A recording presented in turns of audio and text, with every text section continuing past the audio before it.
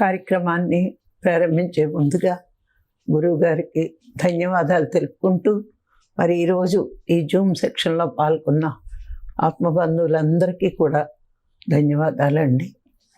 మరి రోజు ఎన్నో విషయాలు తెలుసుకుంటూ మన జ్ఞాన పరిధిని రోజు కొంచెం నా దృష్టిలో అయితే ఒక సూది మనంతా తెలుసుకుంటున్నామేమో అనిపిస్తోంది.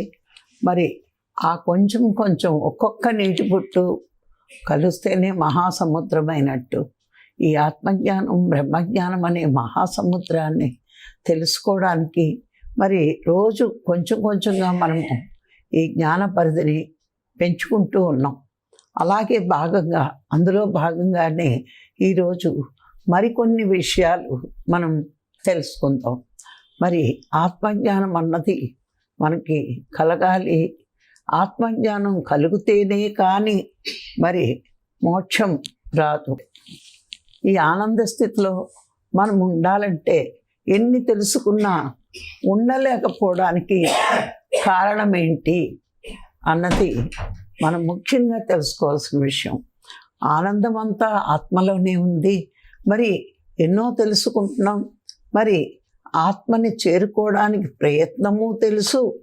మరి తెలుసున్న అటువంటి బ్రహ్మానంద స్థితిలో నిత్యము ఉండలేకపోవడానికి కారణం ఏంటి అనేది మనం తెలుసుకుంటే, అంటే ఎంత ఎదుగుతున్నా ఎక్కడా జారిపోకుండా ఎక్కడా మర్చిపోకుండా ప్రతి విషయాన్ని తెలుసుకోవాల్సిన అవసరం సాధన చేసే వాళ్ళకి ఎంతో ఉంటుంది. అలాగే మనం కూడా మరి ఆ మోక్ష స్థితి, ముక్త స్థితి, ఆనంద స్థితి మరి ఇవన్నీ కలగడానికి మరి కలగడానికి సాధన అవసరమైతే మరి ఎందుకు కలగట్లేదు అన్నది మనం ముందుగా కొన్ని విషయాలు తెలుసుకుందాం. ఏంటంటే అలా కలగలేకపోవడానికి 3 కారణాలు ఉన్నాయండి. ఏంటంటే బంధము, బాధ, భయము. ఈ 3 మనని ఆత్మని చేరుకోకుండా అడ్డిపెట్టేది.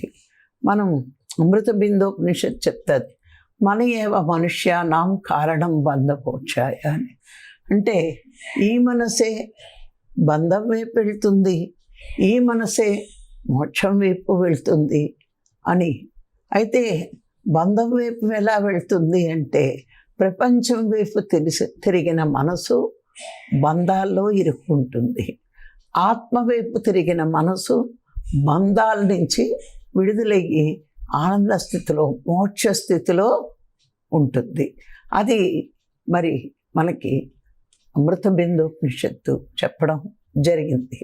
అయితే మనము ఎందుకు బంధంలో ఇరుక్కుపోతున్నాం, దేనివల్ల, ఎంత తెలుసుకున్నా ఇంకా అట్లాగే ఎందుకుంటున్నాము అంటే మొట్టమొదటిది మరి మనసుకి బానిస కావడం. మనసు మనకి బానిసలా ఉండాలి కానీ మనసుకి మనం బానిసలం అవ్వకూడదు. అన్నిటికీ కారణం మనసే. అయితే సాధనలోకి వచ్చే వరకు మనం మనసుకు బానిసలం అయ్యామని కూడా మనకి తెలియదు. అంటే ఈ విషయాలన్నీ కూడా ఎక్కువ మనము ఇవన్నీ ఆత్మబోధలు చదువుతున్నప్పుడు మరి అష్టావక్రుడు జనక మహారాజుకు చెప్పిన కారణం ఇదే. ఏంటంటే ఈ 5 కారణాలు చెప్పాడు ఈ బోధ. ఏంటంటే మీకు తెలుసు జనక మహారాజుకి అష్టావక్రుడు మరి ఏ విధంగా గురువై బోధించాడు అన్నది. ఆత్మజ్ఞానం పొందడము అంటే ఒక గుర్రపు రికాబులో కాలు పెట్టినంత ఈజీ అని ఎక్కడో చదివిన జనక మహారాజు అది ఎంత కరెక్టో తెలుసుకుందాము అని ఎందరినో అడిగితే దానికి సమాధానం చెప్పలేకపోయారు. అప్పుడు దానికి సమాధానం అష్టావక్రుడే చెప్పగలిగాడు. ఏమిటంటే మరి అంత ఈజీయే, కరెక్టే, అంటే గుర్రపు రికాపులో కాలు పెట్టే అంత ఈజీ అన్నాడు. మరి నేను నీకు చెప్పగలనని చెప్పి మరి గురువుగా నాకు గురుదక్షిణ నీ మనసునే ఇమ్మని కోరినప్పుడు మరి మనసునే ఇచ్చేసాక ఇంకా జనక మహారాజు ఏమీ చెయ్యలేక ఏ స్థితిలో ఉన్నాడో ఆ స్థితిలో 7 రోజులు ఉంటే తర్వాత అష్టావక్రుడే ఆయనకి మనసుని నేను ఇచ్చాను అనగానే ఆయన కదలికలు ప్రారంభమయ్యాయట. అప్పటి వరకు 7 రోజులు శిలలా ఉండిపోయాడు. అప్పుడు అర్థమైంది, నిజమే కదా, మనసు తీసేస్తే ఆత్మజ్ఞానం బ్రహ్మజ్ఞానం పొందడం చాలా ఈజీ. ఎందుకంటే అప్పుడు అష్టావక్రుడు జనకుడికి చెప్పడం జరిగింది, మనం మనసుకు బానిసలమైనప్పుడు ఆత్మని చేరుకోలేము, ఆ అనంత స్థితి రాదు. అందుకే ఫస్ట్ లోటు ఏంటంటే మనము మనసుకు బానిసలం అవుతున్నాం. ఆ మనసుకి బానిసలమైనప్పుడు మరి మనసు చెప్పినట్టే వింటాం, మనసు ఏదంటే అదే చేస్తున్నాం. మరి మనసుకు బానిసలం కాబట్టి మరి మనసుకి మనం బానిసలం అయ్యి మనసు చెప్పినట్టు వింటున్నాం. కానీ మనసు బానిస అవ్వాలి. మనకి మనసు బానిస అవ్వాలంటే ప్రపంచాన్ని కాసేపు వదిలి కాసేపు కళ్ళు మూసుకుని ఆత్మ వైపు తిరగడం ప్రాక్టీస్ చేస్తే బానిసలు అయిన మనము యజమానులం అవుతాం. ఇదే అష్టావక్రుడు చెప్పడం జరిగింది. మనం మనసుకు బానిసలు అయ్యాం కాబట్టే బంధాల్లో ఇరుక్కుంటున్నాం. ఏ స్థాయి వరకు కళ్ళు విప్పితే బంధం ఉంటుంది. మరి కళ్ళు విప్పకుండా ఉండాలి అంటే ఎంతసేపు ఉండగలరు ఎవరైనా సరే? అంటే కళ్ళు విప్పినా నీ మనసుకు నువ్వు యజమానం అయినప్పుడు అలా ఎప్పుడు యజమానులం అవుతాం? సాధన పెంచగా పెంచగా శరీరం నేను కాదు, మనసును నేను కాదు, ఆత్మని నేను అనే భావనలో మనం ఎప్పుడు సాధన చేస్తున్నప్పుడు మనసు యొక్క చంచల స్థితిని దాటుతాం. మనకి మనసు యజమాని అవ్వదు, మనసు మనకి బానిస అవుతుంది. అంటే చూడండి, ఒక్క చిన్న విషయాన్నే మనం ఏమరపాట్లో పక్కకు తోస్తే ఆ మహాత్ములు ఆ చిన్న విషయమే నీకు ఆత్మజ్ఞానం కలగడం లేట్ అవుతుంది అని మనకు చెప్తారు. ఏముందిలే అనుకుంటాం, మనసే కదా 3 అక్షరాల పదం అనుకుంటాం. కానీ ఈ 3 అక్షరాల పదమే మనకు మోక్షం రాకుండా ఆపుతుంది అని మనం గ్రహించలేం. అందుకే మహాత్ములు సూక్ష్మాతి సూక్ష్మమైన విషయాలు మనకి చాలా బాగా చెప్తారు. మనం పెద్ద విషయాలను పట్టించుకుంటాం, కానీ ఆ సూక్ష్మం వల్లే మోక్షం రావట్లేదు అనేది మనకి తెలియట్లేదు. ఫస్ట్ పాయింట్ ఏం చెప్పాడు ఆయన? నువ్వు మనసుకు బానిసవు అయిన మూలానే మరి మోక్షం పొందలేకపోతున్నావు. మనసు చెప్పినట్టల్లా చేస్తున్నావు. మనసు ఏం చెప్తుంది? కనిపించే ప్రపంచం గురించే చెప్తుంది, కానీ కనిపించని ఆత్మ గురించి దానికి సాధనకు వచ్చే వరకు తెలియదు. కాబట్టి మనసుకు బానిసల్లా బతుకుతున్నావు. ఇక రెండో పాయింట్కి వస్తే, శరీరానికి మనసుకి ఎక్కువ ప్రాధాన్యతనిస్తున్నాం మనం.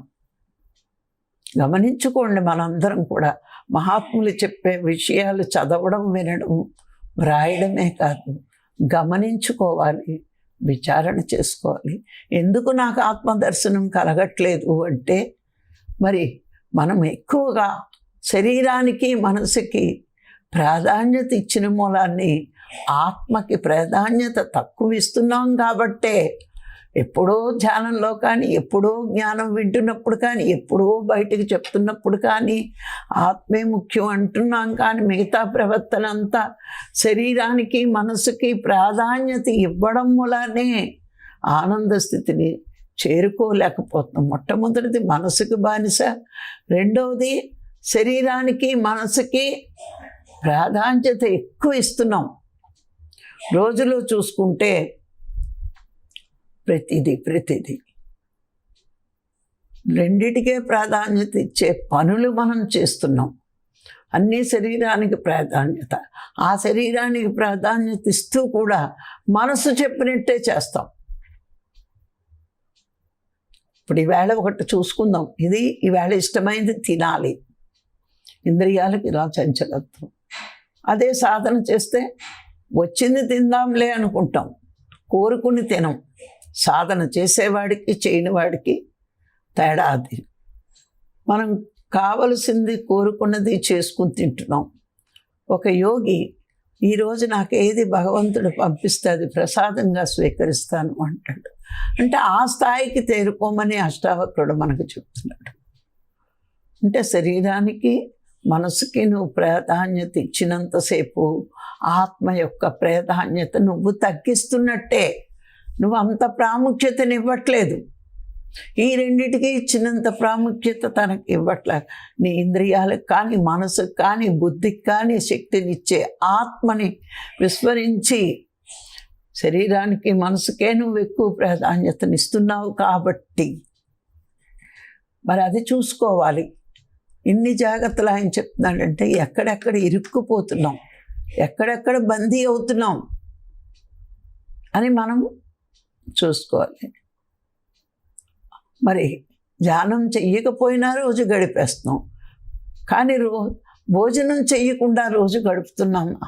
ఆకలిని జయించామా? నిద్రని జయించామా? ఈ రెండు రెగ్యులర్గా చేయగలుగుతున్నాం అంటే ఇంద్రియ సుఖం కావాలి, ఇంద్రియ భోగము కావాలి, ఇంద్రియాలకు తృప్తి కావాలి. కానీ ఆత్మతృప్తిని తెలుసుకున్నా మనం విస్మరిస్తున్నాం. అది విస్మరించకుండా ఆత్మకి ప్రాధాన్యం ఇచ్చిన రోజున నువ్వు మనసుకి యజమాని అవుతావు. ఎందుకంటే మనం అదే కాబట్టి, ఆత్మలమే కాబట్టి. ఆత్మలమైన మనము రారాజులా బతకవలసిన మనము బానిసల్లా బతుకుతున్నాం. అది మనం సవరించుకోవాల్సిన రెండోది. ఇక 3, ప్రపంచం పట్ల అతిగా ఆలోచించడం. ఏ విషయాన్నైనా చూస్తున్నాం, ఎవరి ద్వారానా వింటున్నాం, ఎక్కడి చాలా విపరీతంగా దాని గురించి ఆలోచిస్తున్నాం. ఇప్పుడు రాజకీయాలు జరుగుతున్నాయి, ఎలక్షన్ వస్తుంది, ఏ ఇద్దరున్నా దాని గురించి మాట్లాడుతున్నారు. మనం ఒక ఓటర్లు ఉన్నామని, వాళ్ళకు ఓటేస్తామని వాళ్ళకి తెలియదు. కానీ వాళ్ళ గురించి మనం ఎక్కువ ఆలోచిస్తున్నాం. నాకు జ్ఞానం కలగట్లేదు అని రోజులో ఎన్నిసార్లు ఆలోచిస్తున్నాము. లేదా ప్రపంచక విషయాల పట్ల ఆలోచిస్తున్నామా? అతిగా ఆలోచించడం అంటే ఎక్కువ ఆలోచించడం. ప్రపంచం నశించిపోయేది మిథ్య, కళ అని మహాత్ములందరూ ఎంతో ఘోష పెడుతున్నారు. కానీ అంటున్నాం, వింటున్నాం, పాఠాలు చెప్తున్నాం. నువ్వు ప్రపంచంలో విషయాల పట్ల ఎంతగా ప్రాముఖ్యతనిచ్చి ఆలోచిస్తావో అంతవరకు ప్రపంచం పట్ల ఉన్న బంధం నీకు వదలదు, ఆత్మతో బంధం ఏర్పడదు. ఎందుకంటే ఆ విషయాల గురించి ఎక్కువ ఆలోచిస్తున్నావు అంటే ప్రపంచంతో నీకు బంధం ఉంది, అది వదలట్లేదు. మనం వదలాలి అని చెప్తున్నాం కానీ మనమే వదలాలి. వదిలితేనే, ప్రపంచాన్ని వదిలితేనే ఆత్మకి దగ్గర అవుతావు. అతిగా ఆలోచిస్తున్నారు ప్రతి వాళ్ళు. ఖాళీ దొరికితే న్యూస్ సేకరిస్తున్నాం, అదా ఇదనే కాదు, ఏ విషయాన్నైనా ఎన్నిసార్లు నెమరు వేసుకుంటున్నాము. నువ్వు ఎన్నిసార్లు నెమరు వేసుకుంటావో మనసుకు అంత దగ్గరే, ఆత్మకి అంత దూరం అవుతావు. ఎన్ని బంధాలో చూడండి మనకి. నేను అనే అహంకారమే బంధం. నేను అన్నావంటే ఈ నేను ప్రపంచంలో నేను చేస్తున్నాను అని, నేను చూస్తున్నాను, నేను చేస్తున్నాను అని అనుకుంటున్నావు. కానీ చేసేదెవరు? నీకు చెయ్యడానికి శక్తిని ఇచ్చేదెవరు? నీ కళ్ళు చూస్తున్నాయి అంటే ఆ కళ్ళకి శక్తినిచ్చి ఆ చైతన్య స్వరూపుడే నీ కళ్ళకి శక్తినిచ్చాడు. నేను వింటున్నాను, వినడానికి శక్తినిచ్చింది. ఇప్పుడు ఒక గుడ్డివాడు ఉన్నాడు, కళ్ళు ఉంటాయి కనబడవు, అదే ఆ చైతన్యం అక్కడ లోపించింది. ఒక చెవిటివాడు ఉన్నాడు, చెవులు మామూలుగానే ఉంటాయి వినబడవు, అంటే చైతన్యం అక్కడ పని చెయ్యట్లేదు. మూగవాడున్నాడు, నోరు ఉంది మాట్లాడలేకపోతున్నాడు. ఇలా చూసుకుంటే మనము ఈ ఇంద్రియాలన్నీ అలంకారానికే. కానీ ఇప్పుడు ఒక బ్యాటరీ లైట్ ఉంది, అది అన్ని ఆపరేటర్స్ అందులో ఉంటాయి, కానీ బ్యాటరీ పెట్టకపోతే లైట్ వెలగదు. అట్లాగే ఈ శరీరానికి ఎన్ని నా ఆత్మ అనే బ్యాటరీ లేకపోతే ఈ శరీరం పనిచేయదు. కానీ మనమేమనుకుంటున్నాం, ఈ శరీరంతో నేను చేస్తున్నాను. అలా అనుకున్నంతసేపు మనకి రాగద్వేషాలు, శోకమోహాలు అన్నీ ఉంటాయి. ఇవే బంధాలు. శరీరంతో బంధం ఉంటే, మనసుతో బంధం ఉంటే ఎవరేమన్నా పట్టించుకుంటూ మనము ఆత్మలమని మర్చిపోతున్నాం, విస్మరిస్తున్నాం. ఈ బంధాలను కలిగి నేను చూడటం కాదు. ఆత్మ ఆ కళ్ళతో చూస్తోంది, చెవులతో వింటోంది. ఆత్మే లేకపోతే ఈ ఇంద్రియాలు జడం, పని చెయ్యవు. ఇది మనకు తెలుసున్నా ఆచరణలోకి వచ్చేటప్పటికీ నేను చేస్తున్నాను అని అనుకోవడమే నీ శరీరంతో, నీ మనసుతో నీ బంధం. ఏది అనుకోకు. ఇక తర్వాతే ఇవన్నీ ఎలా వదులుకోవాలి అంటే, ఏది జరుగుతున్నా సాక్షిగా చూసే స్థితి నీకు రావాలి. ఎంత సాక్షిగా చూస్తూ ఉండడం అంటే, మరి మనసుని ఎంత ఆధీనంలో తెచ్చుకోవాలో గమనించండి. ఎప్పుడు ఆధీనంలోకి వస్తుందంటే, నేను ఆత్మని, నేను దైవాన్ని, సృష్టి అంతా ఆత్మమయమే, ఆ చైతన్యమే ఉంది. సకల జీవులు చైతన్యమే ఉంది. సృష్టి అంతా చైతన్యం. జరిగేవన్నీ జరుగుతూ ఉంటాయి, నాకేమీ సంబంధం లేదు. అవి జరుగుతూ ఉంటాయి. పక్కవాడు ఇంకొకడు ఏదో చేస్తూ ఉంటాడు, అది నాకు నచ్చలేదని, నువ్వు ఇలా ఉండడం నాకు నచ్చలేదు అని అంటే వాడు మారడం. నువ్వెలా ఉండాలో ఉండు, అప్పుడు అది సహజంగానే కనిపిస్తుంది. ఎన్నోసార్లు మనం విన్నాం, సర్వం కల్విదం బ్రహ్మ. ఎంతవరకు అంతవరకే, చెప్పడం వరకే. ఎందుకంటే అది కూడా లోన ఆత్మ ఇండికేషన్ ఇస్తుంది, చెప్పు అని. అంతే చెప్పాలి. వాడు మారినా మారకపోయినా బాధపడాల్సిన అంత అవసరం లేదు.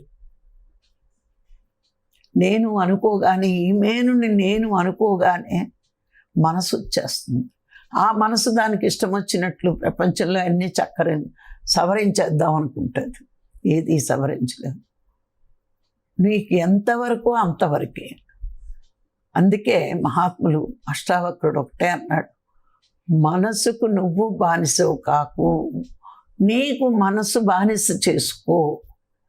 అంటే నేను ఆత్మని అని నువ్వు సాధన మొదలుపెట్టిన రోజున కోరరాని కోరికలు మనసు నుంచి వచ్చినా అది అవసరమా కాదా అనే ఆలోచన వెంటనే ఆత్మ నుంచి వస్తుంది. సృష్టి అంతా భగవంతుడే, విశ్వమంతా భగవంతుడిది, ఇది విశ్వేశ్వరుడిదే అని నువ్వు అనుకున్నప్పుడు, నాకు ఎంత కావాలో అంత భగవంతుడు ఇచ్చాడు అన్నప్పుడు కోరికలే లేవు, అక్కలేని వదిలేస్తాం. అప్పుడు మనసు ఎక్కడుంది? కోరికలు, సంకల్పాలు, చూసిన దృశ్యాల కలయికే మనసు. అవేవీ లేనప్పుడు ఇంకా మనసు ఎక్కడుంది? అందుకే మనసు నీకు బానిస అవ్వాలి అంటే, నేను ఆత్మని అని నువ్వు సాధన మొదలుపెట్టు. అప్పుడు మనసు నీకు బానిస అవుతుంది. అప్పుడు నువ్వెప్పుడు ఆత్మస్థితిలో ఉంటావు, ఎప్పుడు ఆనంద స్థితిలో ఉంటావు. మరి ఆ ఆనంద స్థితిలో లేకే కదా ఆ మనసుకి ప్రాముఖ్యతనిచ్చి మనసుకి బానిస అవ్వడం మూలానే వచ్చే నష్టమేంటి అని అంటే ఎక్కువ బాధలే మిగులుతున్నాయి. ఎందుకు బాధలు వచ్చాయి? బంధాల వల్లే బాధలు. చూసిన ప్రతిదీ బంధం ఏర్పరచుకున్నాం. అది ఏదైనా బాగా అయితే పర్వాలేదు. ఒక కారు మీద బంధం, పిల్లల మీద బంధం, శరీరం మీద బంధం, ప్రపంచంలో నా అనుకున్నవన్నీ బంధమే. ఆ బంధం వల్లే బాధలు. గమనించుకుని విచారణ చేసుకోండి. శరీరానికి ఏదైనా వస్తే బాధ, కళ్ళు కనపడకపోతే బాధ, జుట్టు నెరిసిపోతే బాధ, పళ్ళు ఊడిపోతే బాధ, చెవులు వినలేకపోతే బాధ, శరీరం కదలలేకపోతే బాధ. ఎన్ని బాధలు చెప్పండి. మన కడుపును పుట్టిన పిల్లలు మన మాట వినకపోతే బాధ. మనం కట్టుకున్న ఇల్లు, ఎంతో మోజుపడి కట్టుకున్న ఇల్లు మనం ఉండలేకుండా పోని మన వాళ్ళే బయటికి పంపిస్తే అది బాధే. నేను మోజుపడి కొనుక్కున్న కారుకి చిన్న గీత పడ్డా బాధ. ఇలా చూసుకుంటే చూసుకుంటే చూసుకుంటే బంధాలన్నిటికీ కారణం వచ్చే ఫలితాలు ఏంటి అంటే బాధలే. బంధాల వల్లే బాధలు వస్తాయి అని, బంధమే లేకపోతే ఇప్పుడు పిల్లలు ఉన్నారు, ఈ జన్మకు మన పిల్లలే పుట్టడానికి కారణమయ్యాం. వాళ్ళు పుట్టారు, మహాత్ములే అవుతారో అజ్ఞాని అవుతాడో మనకంత తెలుసుకునేంత గొప్ప తెలివితేటలు, గొప్ప జ్ఞానం మనకి ఇంకా రాలేదు. మరి ఆ గొప్ప జ్ఞానం మనం రుణమే అనుకుంటున్నాం. కాదు, కారణ జన్మలు కూడా పుట్టొచ్చు. ఒక రమణ మహర్షి తల్లి కడుపుని ఒక రమణ మహర్షి పుట్టాడు, ఒక రామకృష్ణ పరమహంస పుట్టాడు. కారణ జన్మలు కూడా గర్భాలను పుట్టొచ్చు, తెలియదు మనకి. అది మన అదృష్టాన్ని బట్టి ఉంటుంది. కానీ ఈలోగా మమకారాలు పెంచుకుంటున్నాం, బంధాలు ఏర్పరచుకుంటున్నాం. వాళ్ళు మన మాట కాదన్న రోజున బాధే వస్తుంది.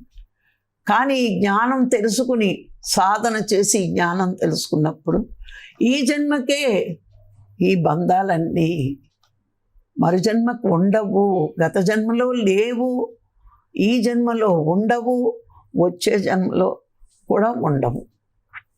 కానీ నా బంధం అనుకున్నప్పుడు బాధ మిగలవచ్చు. అది నువ్వు తెలుసుకుంటే వాళ్ళు వస్తున్నా వాళ్ళు పోతున్నా ఏ బాధ లేకుండా మనం ఉండొచ్చు. సహజం. మన గర్భాన్ని ఇచ్చాం కాబట్టి పుట్టారు, మన ఆస్తికి వారసులు కాబట్టి తీసుకుంటారు. వాళ్ళు చూడాలని ఏముంది, భగవంతుడు నన్ను చూడాలి. ఎందుకంటే మన గత జన్మలో భగవంతుడితో బంధం ఉంది, ఎన్నో జన్మల్లో ఆయనతో బంధం ఉంది, ఈ జన్మలోని ఉంది, వచ్చే జన్మలోని ఉంది. ప్రతి జన్మలోని భగవంతుడితోటే బంధం ఉంది. రేపు చూస్తారో లేదో అని ఈవేళ ఏడవడం ఎందుకు? నువ్వు సాధన చెయ్యి, చక్కగా ఉంటుంది. సాధన లేకపోతే అన్నిటికీ బాధ బాధ బాధ.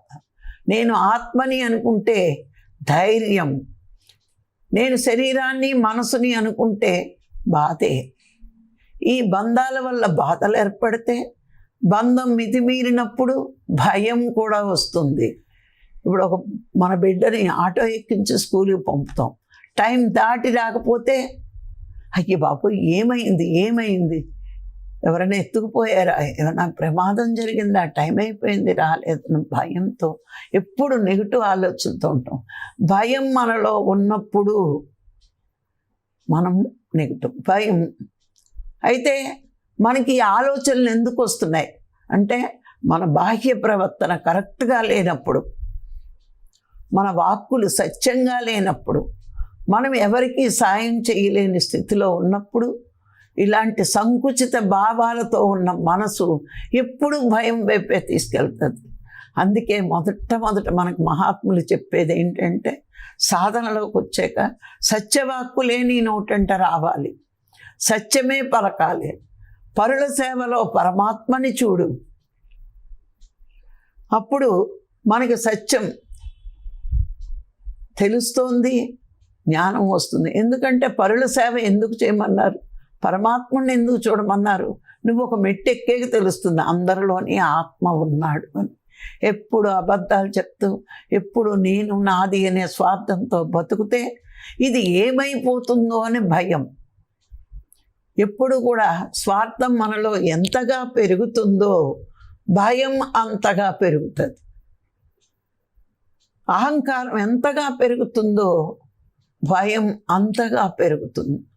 నేనే గొప్ప అనే అహం, అంటే డబ్బులో కానీ, పదవిలో కానీ, చదువులో కానీ, రూపంలో కానీ నేను గొప్ప, నన్ను మించిన వాడు లేడు అనుకుంటే ఆ స్థానం దిగిపోతాదేమో, కిందకి పడిపోతానేమో అనే భయం. నా అన్న వాళ్ళకి ఏదైనా జరుగుతుందేమో అనే భయం. అందుకే బంధం పెంచుకున్న కొద్దీ బాధ, భయం రెండూ పెరుగుతాయి. అప్పుడు నువ్వు ఆత్మని ఏం తెలుసుకుంటావు? నేను ఆత్మ అనుకున్నప్పుడు బంధానికి లోను కావు, బాధనికి లోను కావు, భయానికి స్థానం ఇవ్వవు. నేను ఆత్మని అని అనుకోకపోవడం వల్లే ఇన్ని అనర్థాలు జరుగుతున్నాయి. ఈ అనర్థాలన్నిటికీ కారణం ఆత్మని విస్మరించడమే, ఆత్మజ్ఞానం లోపించడమే, బ్రహ్మజ్ఞానం లోపించడమే. సద్గురువులు వచ్చినా మన స్థాయి మారకపోతే, మన ఆలోచన విధానం మారకపోతే మనం ఏమి నేర్చుకున్నట్టు? అంటే ఇంకా మారట్లేదు అంటే మన సాధనలో తీవ్రత లేదు, కోరికతో చేస్తున్నాం. అందుకనే మన సాధన కరెక్ట్గా ఉండాలి. ఆ సాధన కరెక్ట్గా లేకపోతే మనం బాధను పడవలసిందే. అందుకే ఈ బంధం వదులుకుంటేనే బాధ, భయము రెండు మనం లోతుగా మరి ఇంకొంచెంగా వదులుకోవడానికి ప్రయత్నిస్తాం. అన్నిటికీ కారణం మనసే కాబట్టి మనసుకు మనం బానిసలం కాకుండా మనకి మనసు బానిస అవ్వాలి. మనకు మనసు బానిస అయ్యింది అంటే ఏ కోరికలు ఉండకుండా నాకు అవసరమా కాదా అని ఎప్పుడూ మనం విచారణ చేసుకుంటూ ఉండాల్సిందే. మనకు వచ్చిన దానితో తృప్తిగా జీవించేము అంటే మనం మనసుని జయిస్తున్నట్టే లెక్క. ఆ తృప్తి లేని జీవితం, కోరికలతో ఉన్న జీవితం ఎప్పుడూ బాధ, భయంతో ఉంటుంది. మనం ఇంకా మనసుకు బానిసలవనే మనం తెలుసుకోవాలి. ఆ మనసుకి యజమానులంగా బతకాలి. అంటే ఎప్పుడు బతుకుతాం? ఆత్మ నేను అనుకుంటే మనసుకి యజమానులం మనం. శరీరం నేను అనుకుంటే మనసుకి బానిసలం. ఆ మనసుకు బానిసలైనప్పుడు బంధము ఉంటుంది, బాధ ఉంటుంది, భయం ఉంటుంది. ఈ మూడు జయించాలి అంటే ఆత్మని నేను అనే స్థితిలో మనం ఉండాలి. అలా సాధన చెయ్యాలి. అది మనం తెలుసుకోవాలి. మరి ఈరోజు ఈ అవకాశం ఇచ్చిన మీ అందరికీ మరొకసారి ధన్యవాదాలు. Thank you.